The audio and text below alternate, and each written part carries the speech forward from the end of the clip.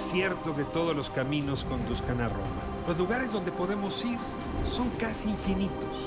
¿Ya decidiste dónde quieres ir hoy?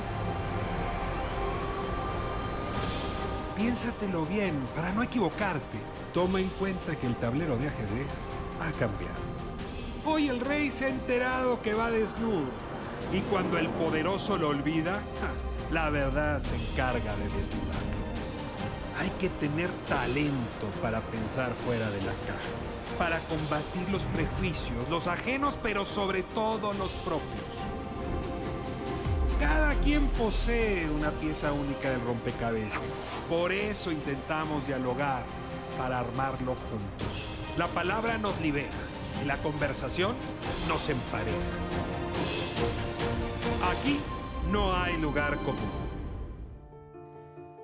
Esta tarde, aprovechando las tecnologías de la distancia, tengo la suerte, para No hay lugar común, de compartir conversación con John Boyne. Usted seguramente leyó su libro, El niño en pijama de rayas, más de 40 millones de libros vendidos en todo el mundo, una serie de textos y de relatos dedicados sobre todo a la empatía, a la otredad y sobre todo mensajes dirigidos a los más jóvenes. Esta conversación hoy, por primera vez, aquí No hay lugar común, la tendremos en inglés y le agradezco mucho a John Boyne that he joined us here in No hay lugar común. Thank you very much. John, are you in Dublin now? I'm in Dublin, yeah, on a sunny afternoon. It's very nice to have you here this summer. This weird summer, this year, 2020, is very different in our history, in our biography. John, you're a master, I would say, of the writing about empathy.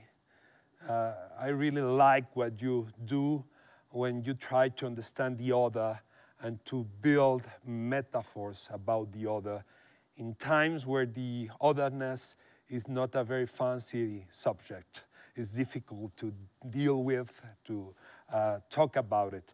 So my first question is how empathy came to your life and to your writing and to your novels? Well, it's quite a compliment to say that, actually. I appreciate that. I think in life anyway, I am like that. I'm quite a sensitive sort of soul, and I think a lot of that maybe goes into the books themselves. I have tended to write a lot about either outsiders or children. And when it's children, they tend to be quite isolated.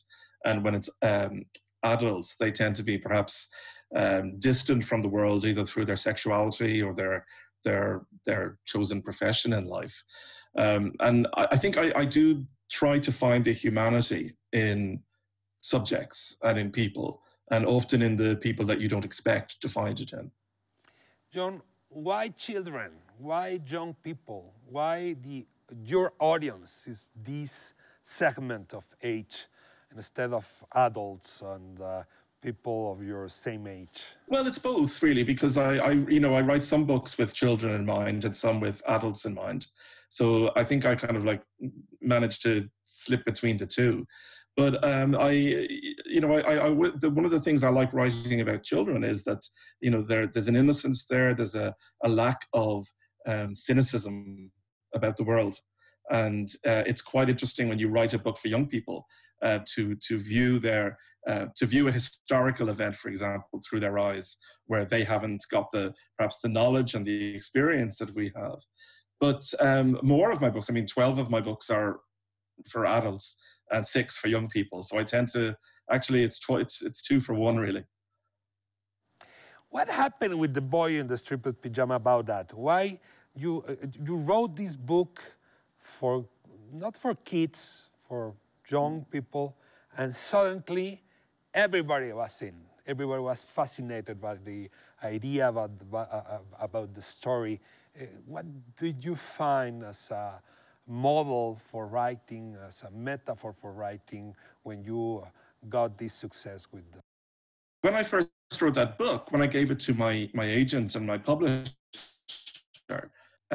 I did actually say I thought it was really for young people because it had children at the center of the story. And I didn't really think that adults would come to it in the way that they did.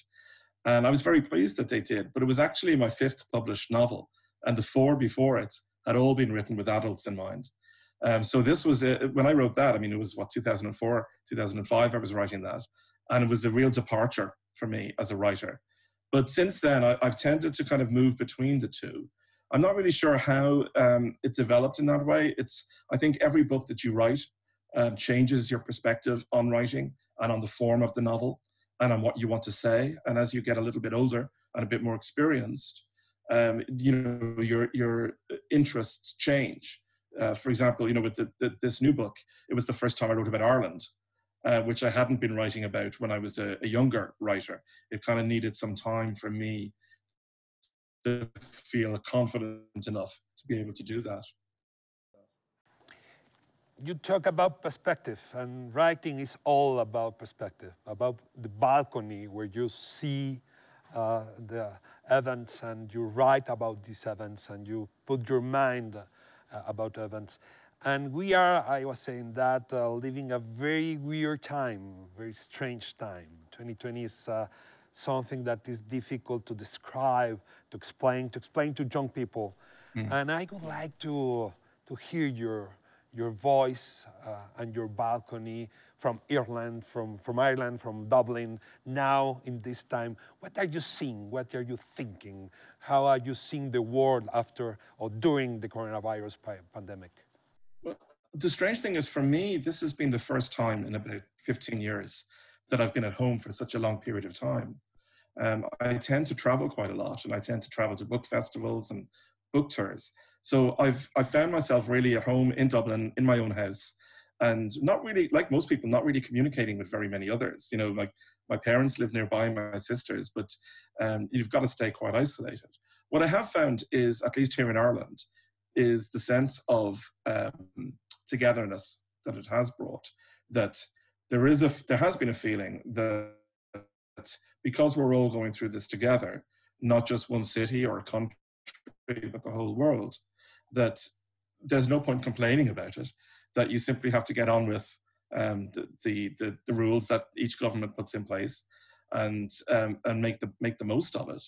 I find, I know for myself that it's pointless complaining. I know I have lots of friends who have maybe 4 or 5 children hanging off them and, you know, stuck at home all the time, and they really have a difficult time of it because, you know, it is hard to homeschool children and so on.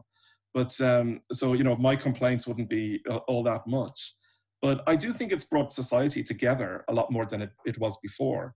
And I do quite enjoy seeing, you know, those photographs you sometimes see of cities with the smog that was there before COVID and kind of clear skies.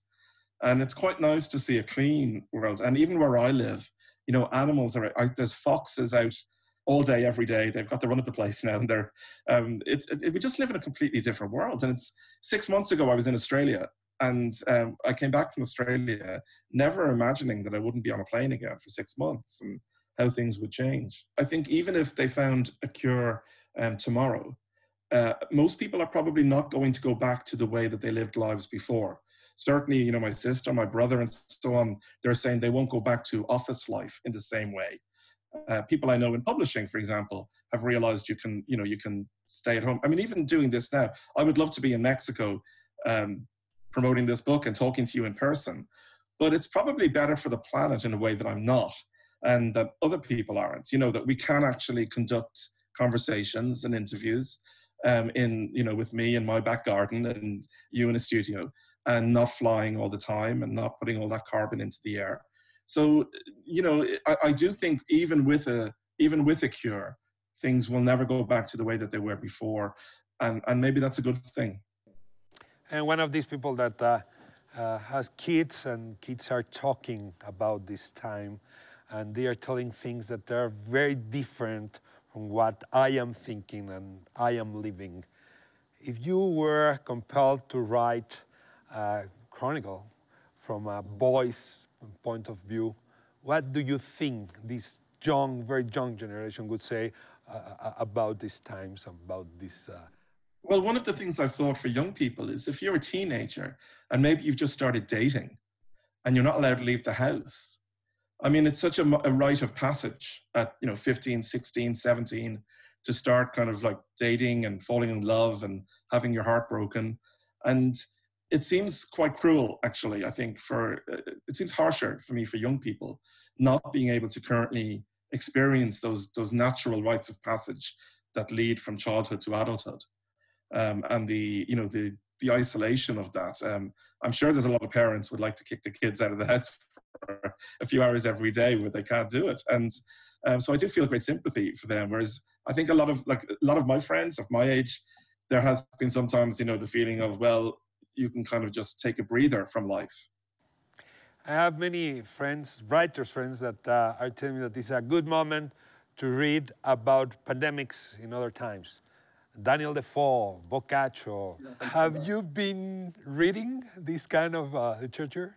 To be honest, after a couple of months of it, I stopped even reading the news things about it, because I just felt I'd had enough, and I wanted a break from talking about COVID all the time and hearing about it. And I just reading normal books that have nothing to do with the experience we're going through. Yeah, we are talking about the infodemia now, that social networks and all these platforms are damaging as well our brain. How do you protect your brain from all this garbage, all this trash that is pouring? I'm only on one social network, and that's Twitter. I don't do Facebook or anything like that. And I try to stay off it for the most part and try to just talk about books when I'm on it. Because I find increasingly, it's a very negative space. And, people talk to each other in a way on social media that they would never talk to each other in real life. It seems to break down all barriers of civility or decency or compassion, as we mentioned earlier, that we tend to sort of put people in boxes of being villains or monsters or saints. And I don't think in real life, we're pretty much any of us like that. So it's, there is a reason that Twitter is Donald Trump's preferred platform. It's in 280 characters. You can just, be cruel about people. I'm actually writing a book about that at the moment. My next book that I'm going to publish in the UK is going to be a book about social media and just sort of how the negative effect that it has on contemporary world. At the same time, John, we were talking about how this phenomenon brought us together. We have the feeling of being global as we never have been. Yeah. And at the same time, we are more communal, more familial, more in community. How to explain that? I think extreme times bring out the best in people, really. And I think it shows that, we often criticize ourselves as a species, but actually at moments of trouble and trauma, we probably are there for each other. Maybe we're better people than we thought we were. Because, I think that once you have that sense of community about something and people going through the same experience, they are more likely to lend a helping hand. We thanks your presence in this world. Thank you very much, John. Okay, it was really a pleasure. And say hello to your family there in Dublin. Will do. Thank you. Bye. Muy bien, pues esta conversación con John Boyle, la verdad es que es un lujo contar con estas voces que están mirando lo que nos ocurre a toda la humanidad desde distintos balcones, y lo vamos a estar haciendo aquí en No hay lugar común. Próximo sábado, 7 de la tarde, ADN 40.